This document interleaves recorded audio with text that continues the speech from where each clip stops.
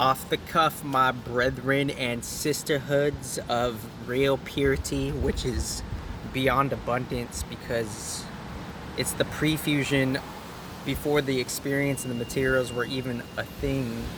But this is just an off the cuff presentation of what North Node in Aries could mean, and North Node in Aries playing out in this now, the spiritual digital realm, the spiritual digitalism of the ghost head and the ghost face, or the ghost dome, or the real, so it's digital spirituality, but it's not just that. But obviously it's that, because anything I say, it could be digitarialized, and digitarialized means, okay, surface level material code to what's being said, but it's not just that. There's real ghosts out here. I've seen ghosts. When I was 17, I saw a ghost, and that was the first time I saw a ghost. But that wasn't the first experience I had, because I was experiencing stuff at a young age, but I just didn't tell anybody, because my part of my subconscious didn't want to tell anybody.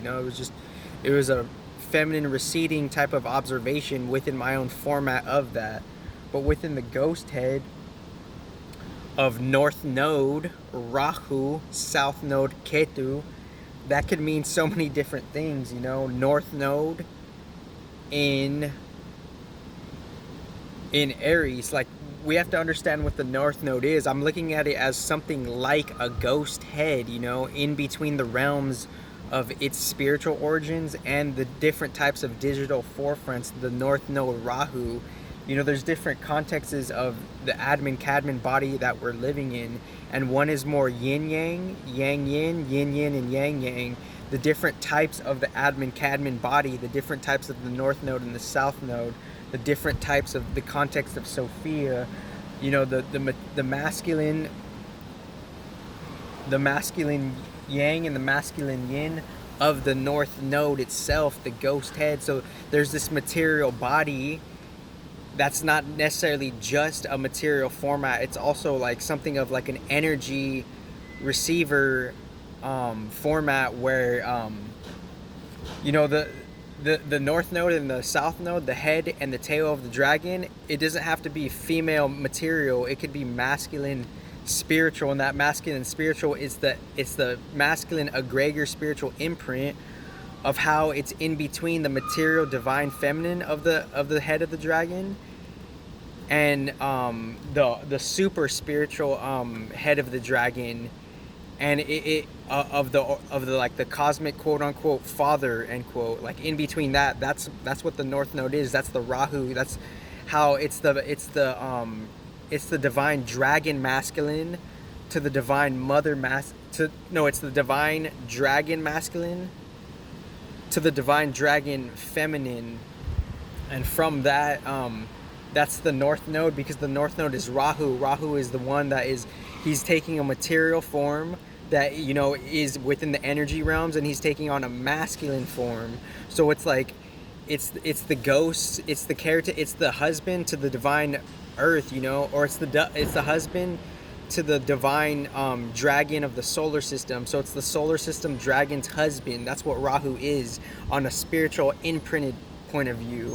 So the North Node is in Aries. So within that North Node being in Aries, we're being pointed for Rahu could be a father, mother, daughter, or son archetype respectively.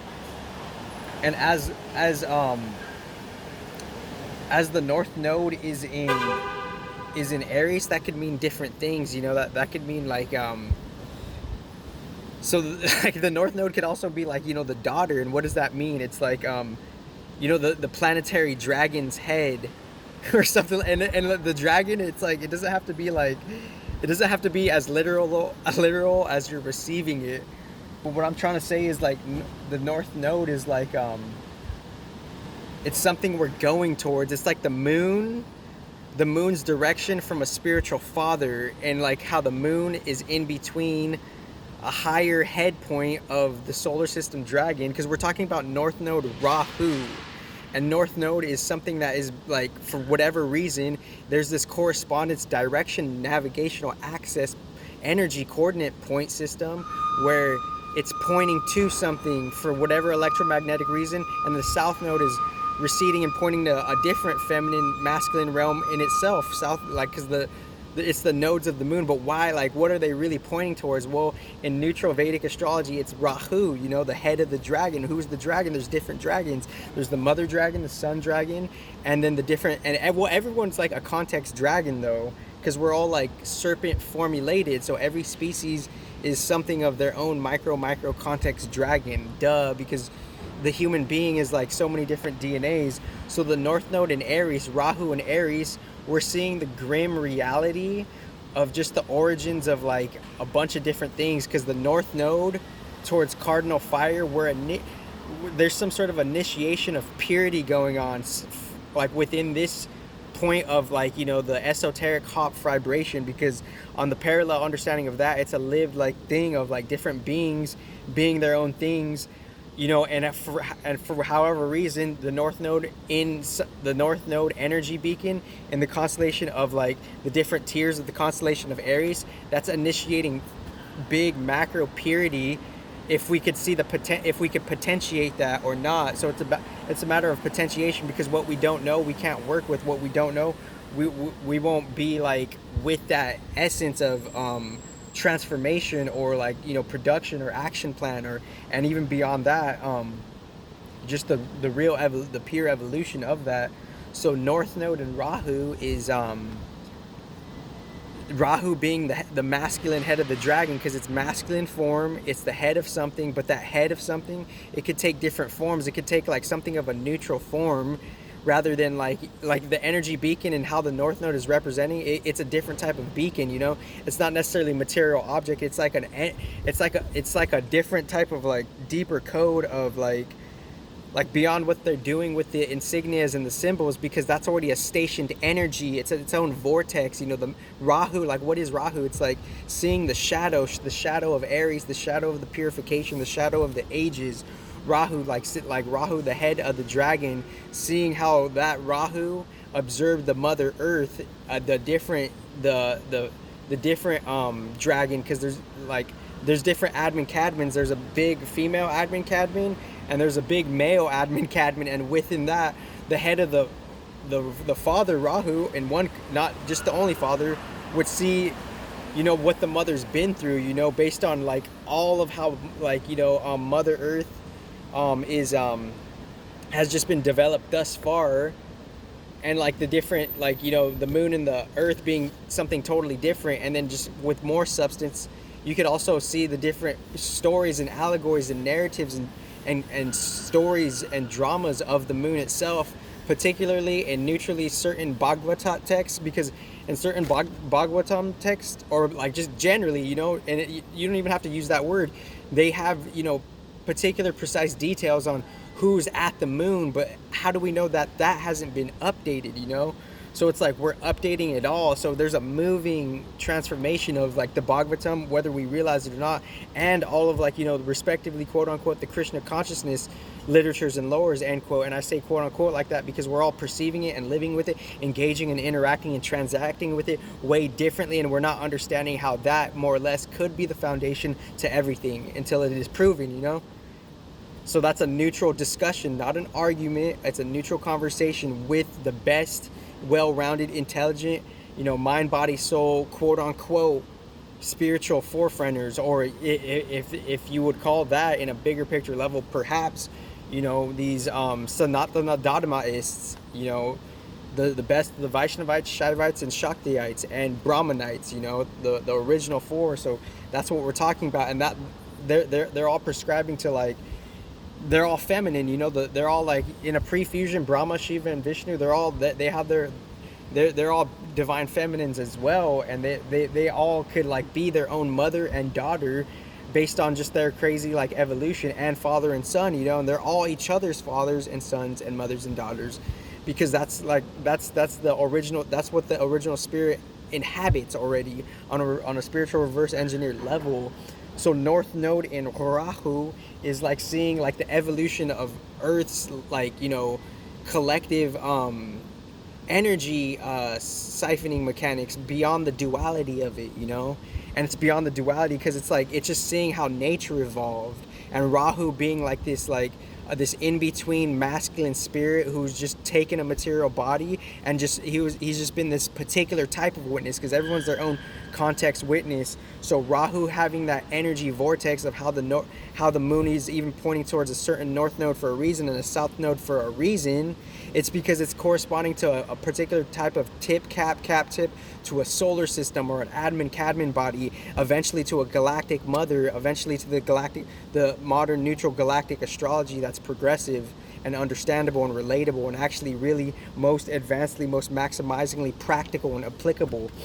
So within all of that, north node in Rahu is we're seeing the shadow of like who we are. We're seeing like just the raw reality of what we are. Esoteric mirror is in the face.